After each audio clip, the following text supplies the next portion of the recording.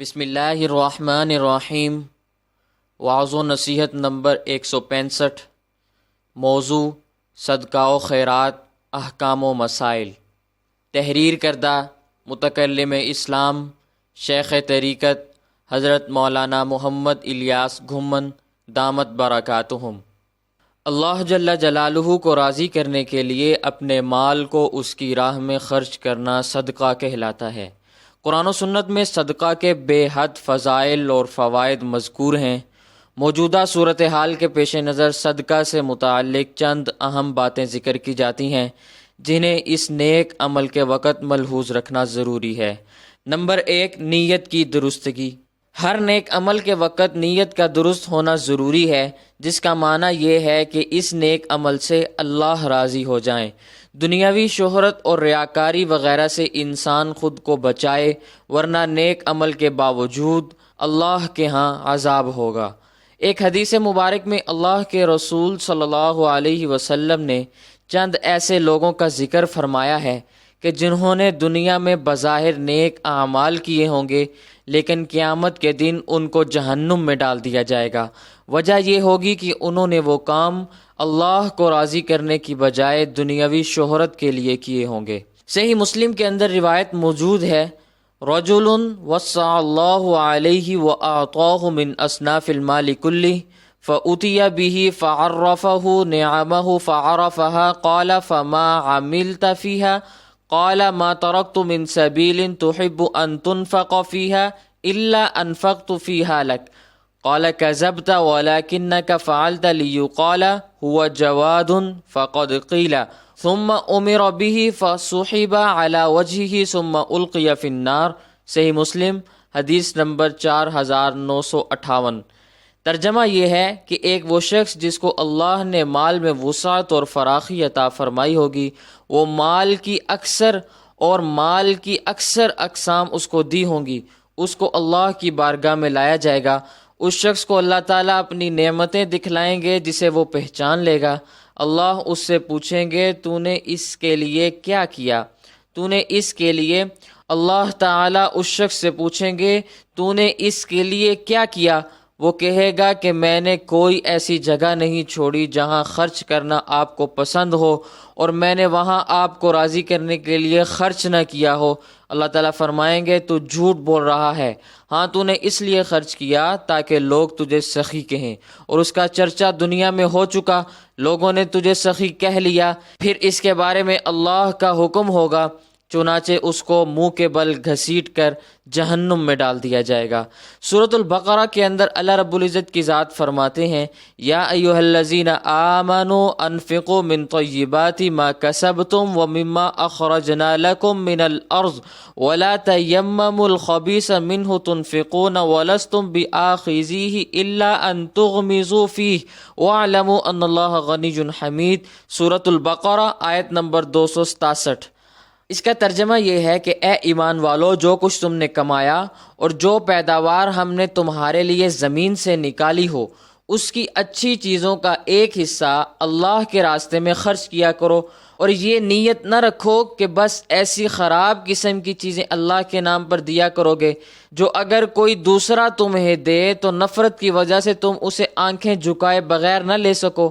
اور یہ بات اچھی طرح یاد رکھو کہ اللہ کی ذات ایسی بے نیاز ہے کہ ہر قسم کی تعریف بالآخر اسی کی طرف ہی لوٹ کر آتی ہے۔ اور سورۃ البقرہ کی ایک دوسری آیت کے اندر اللہ رب العزت کی ذات فرماتے ہیں، لن تنالوا البر حتى تنفقوا مما تحبون وما تنفقوا من شيء فإن الله به علیم۔ سورۃ البقرہ آیت نمبر 92۔ اس کا ترجمہ یہ ہے، کبھی بھی تم نیکی کے اس مقام تک نہیں پہنچ سکتے جب تک تم ان چیزوں میں سے اللہ کے لیے خرچ نہ کرو جو تمہیں محبوب ہیں، اور جو کچھ بھی تم خرچ کرو گے اللہ اس کو خوب اچھی طرح جانتے ہیں۔ اور سنن النسائی کے اندر پیغمبر صلی اللہ علیہ وسلم کی ایک روایت موجود ہے جس کو حضرت سلمان بن عامر رضی اللہ تعالی عنہ نقل فرماتے ہیں، عن سلمان بن عامر رضی اللہ تعالی عنہ عن النبی صلی اللہ علیہ وسلم قال ان الصدقۃ علی المسکین صدقۃ وعلی ذی الرحم اثنتان صدقۃ وصلۃ السنن النسائی حدیث نمبر 2582۔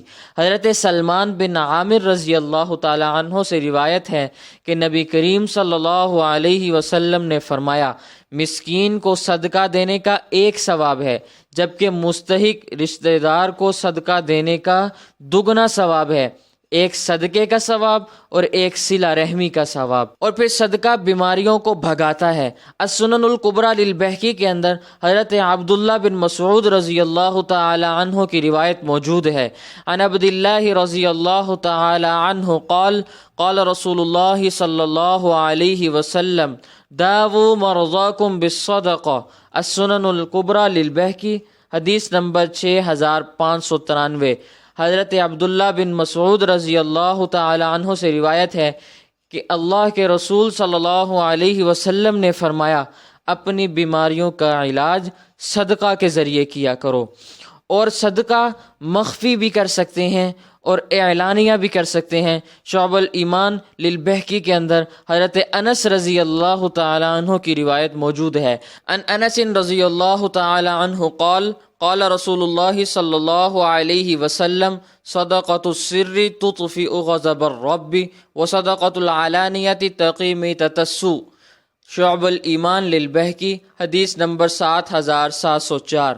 حضرت انس رضی اللہ تعالی عنہ سے ایک طویل حدیث میں مروی ہے کہ رسول اللہ صلی اللہ علیہ وسلم نے فرمایا، چپکے سے صدقہ کرنا اللہ تعالیٰ کے غضب کو دور کرتا ہے، اور اعلانیہ صدقہ کرنا بری موت سے بچاتا ہے۔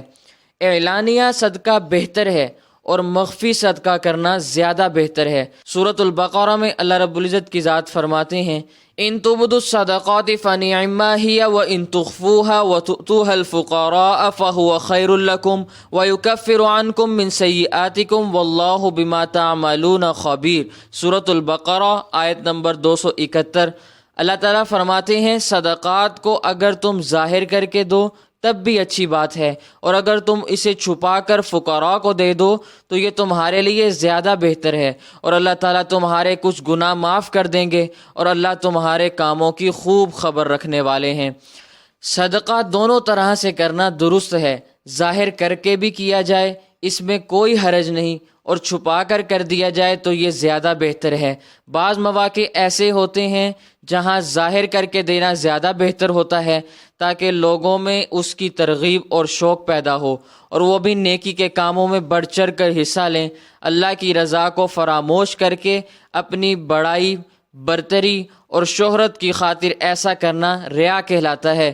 قرآن کریم نے کھلم کھلا صدقہ کرنے کی مذمت نہیں بلکہ تعریف فرمائی ہے۔ اس لیے خشک طبیعت دینی اسرار و رموز سے ناواقف لوگوں کے اس دھوکے کا شکار ہرگز نہ ہو کہ کھلم کھلا صدقہ کرنے سے ثواب نہیں ملتا۔ یہ سراسر دھوکہ ہے، اس لیے کہ اگر کوئی شخص علی الاعلان صدقہ کرتا ہے اور اس کی جائز مقاصد کے پیش نظر مناسب تشہیر بھی کرتا ہے تاکہ اور لوگوں میں بھی شوق پیدا ہو، یا مال دینے والوں کو یقین ہو جائے کہ ان کا دیا ہوا مال مستحق لوگوں تک پہنچ رہا ہے، تو یہ عمل ہرگز شریعت کے خلاف نہیں ہے۔ سورۃ البقرہ میں اللہ رب العزت کی ذات فرماتے ہیں، یا ایھا الذین آمنوا لا تبطلوا صدقاتکم بالمن والاذی۔ سورۃ البقرہ آیت نمبر 264۔ اللہ رب العزت کی ذات فرماتے ہیں، اے ایمان والو، اپنے صدقات کو احسان جتلا کر اور جس کو صدقہ دیا ہے اسے تکلیف پہنچا کر ضائع نہ کرو۔ موجودہ حالات میں ہر شعبہ زندگی سے تعلق رکھنے والے مالدار لوگ دل کھول کر صدقہ کر رہے ہیں۔ اللہ تعالیٰ ان سب کے اس نیک عمل کو اپنی بارگاہ میں قبول فرمائے۔ یہاں یہ بات بھی ذہن میں رکھنی چاہیے کہ کسی کو صدقہ دیتے وقت اس کی عزت نفس مجروح نہیں ہونی چاہیے۔ ہمارے ہاں یہ بہت بڑا المیہ ہے کہ لوگ کسی کو ایک صابن کی ٹکیا بھی دیتے وقت اس کی بھی تصویر بنواتے ہیں اور اسے پھر سوشل میڈیا پر پھیلاتے ہیں۔ بعض مرتبہ معمولی سا راشن پیکج دیتے وقت کئی لوگ اس کی تصویر بنوانے میں مصروف ہوتے ہیں، یہ بہت گھٹیا کام ہے۔ اسی خوف سے بہت سے مستحق لوگ صدقہ لینے ہی نہیں آتے۔ شعب الایمان للبہقی میں حضرت ابو سعید رضی اللہ تعالی عنہ کی روایت ہے، عن ابی سعید رضی اللہ تعالی عنہ ان النبی صلی اللہ علیہ وسلم قال لا یأکل طعامک الا تقی۔ شعب الایمان للبہقی، حدیث نمبر 8938۔ حضرت ابو سعید رضی اللہ تعالی عنہ سے مروی ہے کہ نبی کریم صلی اللہ علیہ وسلم نے فرمایا، اے مخاطب، تیرا کھانا صرف دیندار متقی لوگ ہی کھائیں۔ عام خیال یہ ہے کہ کرونا وائرس کی وجہ سے آنے والے معاشی بحران سے غریب، مسکین، خصوصاً دہاڑی دار طبقہ بہت متاثر ہوا ہے، اس میں کوئی شک نہیں، واقعتاً ایسے ہی ہے، لیکن یہ بات بھی ذہن میں یاد رہے کہ ان حالات کا اثر دینی مدارس پر بھی بہت بری طرح پڑا ہے۔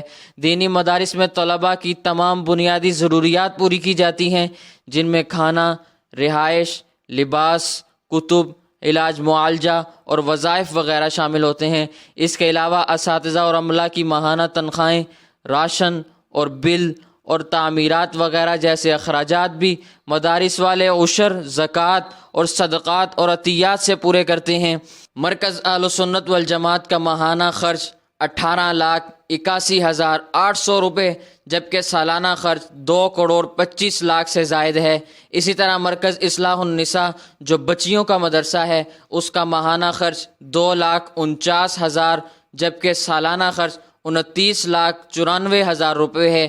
ان کی تفصیلات آپ کے سامنے دے دی گئی ہیں، آپ ان کو ملاحظہ فرما سکتے ہیں۔ اللہ تعالیٰ سے دعا ہے کہ اللہ تعالیٰ ہمیں اپنے دین کی خدمت کے لیے قبول فرمائے۔ آمین بجاہ النبی الکریم صلی اللہ علیہ وسلم۔